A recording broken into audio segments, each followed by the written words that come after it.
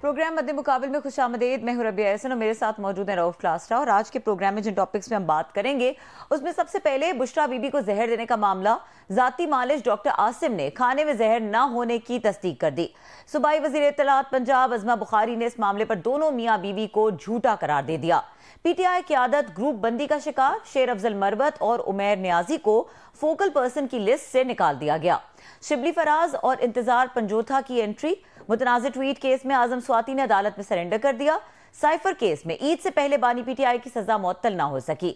सलमान सफ्तर की तरफ से सजा मुअत्तली की इस्तदा।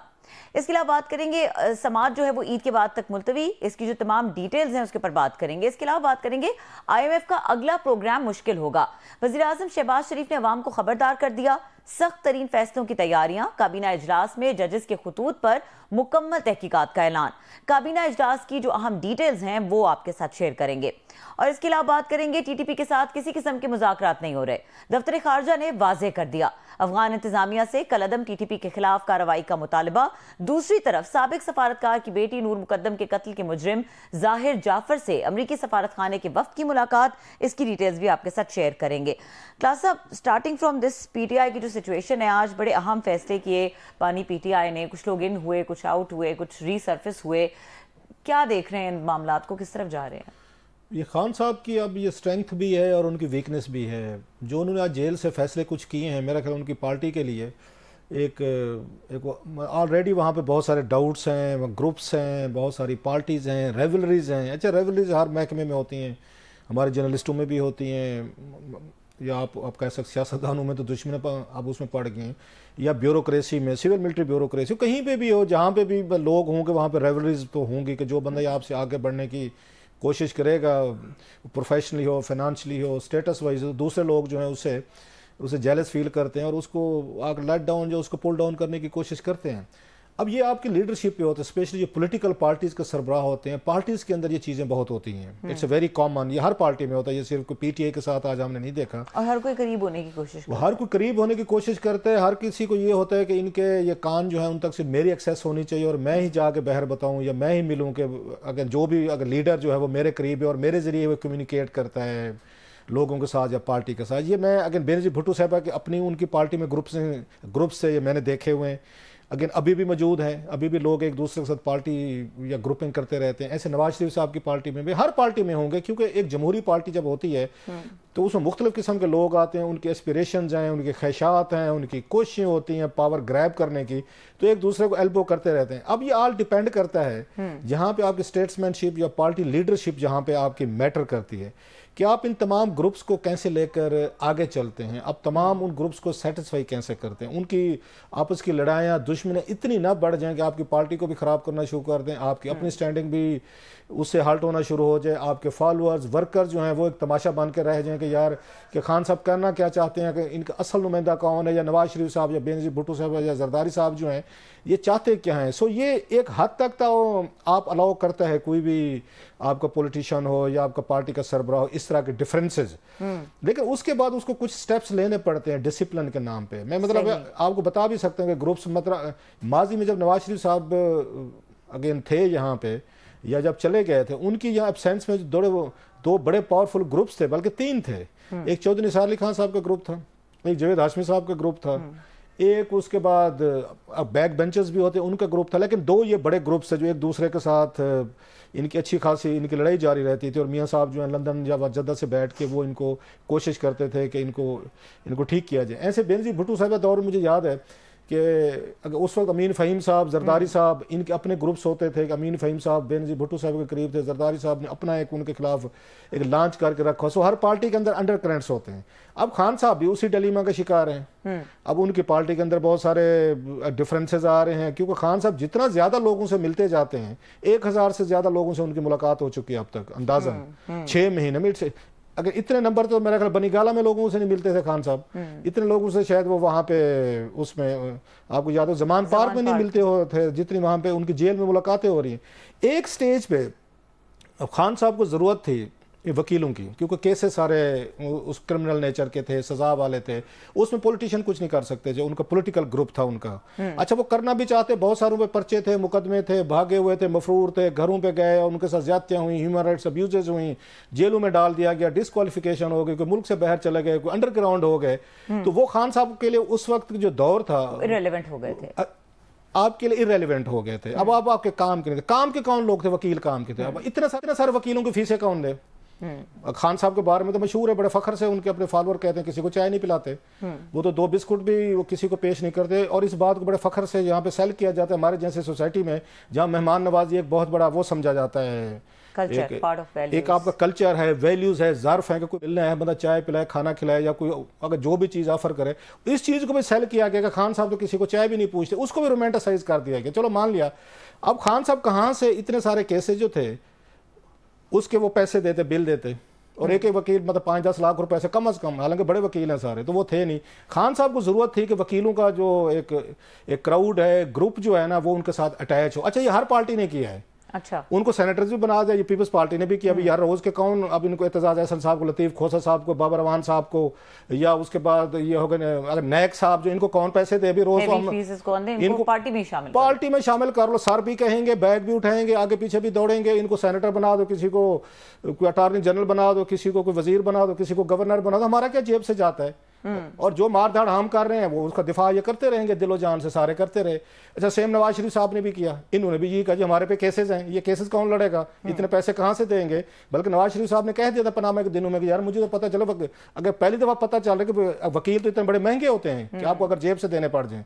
उन्होंने एक अलहदा लिस्ट आज के आजम तारड़ साहब इससे पहले चले जाते, और बहुत सारे वकील थे उनके पास। तो सेम अब वो इमरान खान साहब को जरूरत पड़ गई, उन्हें भी वकील चाहिए थे, तो फिर कौन वकील हो? फिर उनको मौका मिला, उनको स्पेस क्रिएट हुई। अली जफर साहब आ गया है, सलमान अकरम राजा साहब आ गया है, शोएब शाहीन साहब आ गया है, उस बैरिस्टर गोहर साहब आ गए हैं, शेर अफजल खान, मरवत साहब आ गए हैं, खोसा साहब की एंट्री जी, खोसा साहब की एंट्री हुई। फिर वो मेरा इंतजार, एक नाम उनका बड़ा मुश्किल, मेरी जबान पे नहीं चढ़ता, इंतजार पंजोथा। तो आपकी बड़ी हिम्मत है भी, आपकी जबान पे चढ़ गया। मैंने कोशिश की थी आज 2-4 दफा, नहीं हो सका मादरत के साथ। अब ये सारे जब गए, अब इनके लिए अपॉर्चुनिटी थी, अब it was a marriage of convenience between Khan साहब एंड लॉयर्स, कि खान साहब को जरूरत थी, इनको भी जरूरत थी कि खान साहब के नाम पे हमने भी अपने आप को जरा थोड़ा सा वो करना है, क्योंकि इसमें से ज्यादा अगेन आप देखें पीटी एक उस पीपल्स पार्टी से भी निकले हुए कुछ लोग थे, उन्हें भी स्पेस मिल रही थी, जैसे खोसा साहब को मिल रही थी। अच्छा, बाबर रवान साहब बहुत पहले आ गए थे, वो समझदार थे, वो पहले आ गए थे। अब इन लोगों ने साफ ज़ाहिर उनसे खान साहब ने पैसे तो देने नहीं थे।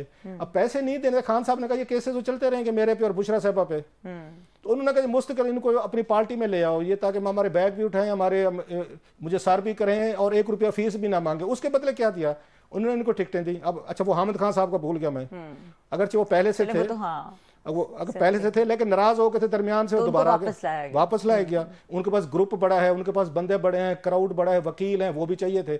सो खान साहब ने फिर क्या कहा जी कि अपने पॉलिटिशियन को साइड पे रहने देते हैं, हम इन वकीलों को लेकर आते हैं। वही फार्मूला एक ही है, सियासतदानों का फार्मूला एक है कि बिल ना देना पड़े, हमने किसी वकील को पैसे नहीं देने।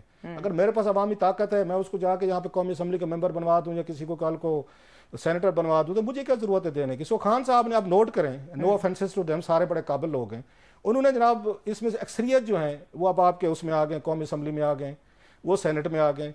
मैं किसी का, इनकी अपनी ही पार्टी के लोगों का ट्वीट्स पढ़ रहा था, मेरा ख्याल मरियम भट्टू नवाज साहब। ठीक है, हमारे साथ मौजूद हैं गेस्ट आज के।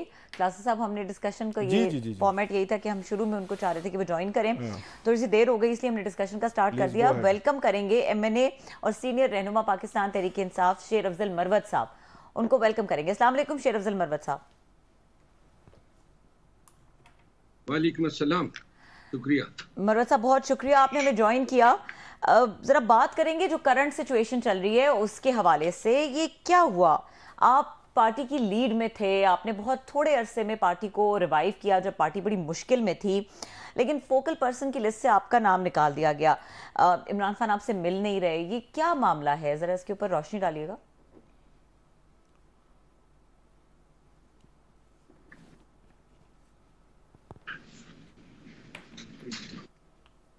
मरवत साहब, आपको आवाज आ रही है?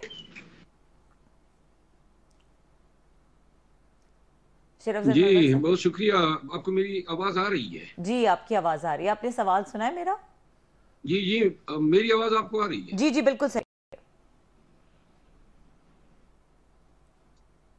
मैंने सवाल सुना है और ये मेरे ख्याल आज जो ये 8वीं दफा या 9वीं दफा मैं इसी सवाल का जवाब दे रहा हूँ। अच्छा। और मुझे हैरत होती है कि मैंने भी इसकी वजाहत की है अपने ट्वीट के जरिए, बैरिस्टर गौहर साहब ने वीडियो के जरिए और ट्वीट के जरिए वजाहत की है। इसके बावजूद जो है इसको जो है कंफ्यूज किया जा रहा है। अच्छा। ये 6 खान साहब ने फोकल पर्सन बना दिए और इसमें जो 3-4 लोग हैं वो इजाफी, यानी पहले इन्होंने 3 बनाए थे और 3 नए आ गए, तो ये 6 हो गए और कुल ये 6 अफराद जो हैं फोकल पर्सन 6 लोगों की मुलाकात करा सकेंगे, यानी फी फोकल पर्सन एक शख्स।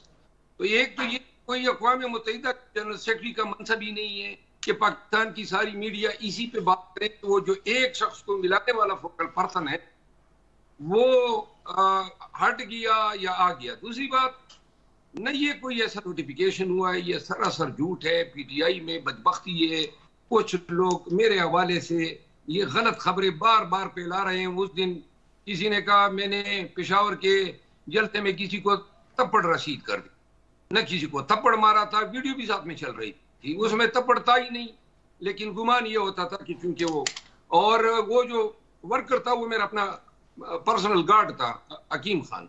तो ये आजकल बहुत ही ज्यादा ये इश्यूज बने हुए हैं। मेरे आप ट्वीट देख लें, और आज 2 दफा मैंने किया है, बैरिस्टर गौहर साहब इस पे जाएं ट्विटर साइट पे और वो आपको मिल जाएगा कि उन्होंने भी की है, बाकायदा वीडियो दी है, मैंने वीडियो दी है, लेकिन ये मामला खत्म नहीं हो रहा है। Khan sahab, thank you very much, welcome to the show, to our show sir. आपने अभी थोड़ा सा ये सारा दिन जो है लोग बातें करते हैं, क्वेश्चंस करते हैं, बंदा थक भी जाता है, एक एक सवाल, ठीक कह रहे हैं आप, बंदा इरिटेट भी हो जाता है, मूड स्विंग्स भी होते हैं, फेयर इनफ। लेकिन आप समझते नहीं है कि आप इस वक्त मैटर करते हैं, लिहाजा ये खबर बनती है, बड़ा इशू बनता है। सो आपको तो थोड़ा सा खुश नहीं होना चाहिए कि आपके हवाले से छोटी सी भी खबर होती है तो it becomes a big story, breaking story, Twitter पे, सोशल मीडिया पे, वीलॉग्स पे या शोज में। इट शोज योर इंपॉर्टेंस के rather than getting a bit upset और इरिटेटिंग। आपको तो थोड़ा सा मेरा ख्याल इसमें प्लेयर लेनी चाहिए, डजंट इट सो सर?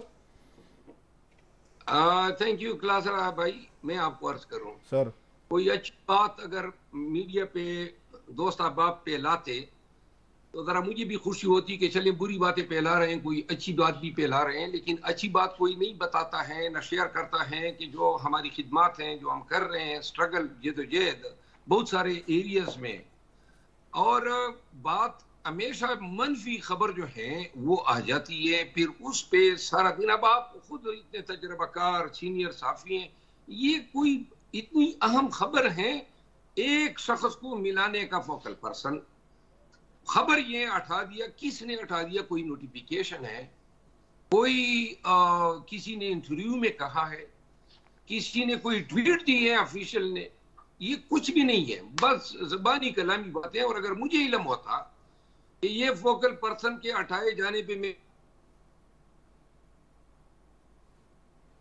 शेर अफजल मरवत साहब की आवाज कनेक्टिविटी में थोड़ा मसला है, ये मेरे को ब्रेक लेके वापस आ जाए हम, अगर राना साहब ब्रेक लेके दोबारा कनेक्ट कर लें उनको। ठीक है, ब्रेक लेते हैं और दोबारा उनसे कनेक्ट करने की कोशिश करते हैं। डिस्कशन को यहीं से कंटिन्यू करेंगे, हमारे साथ रहिए।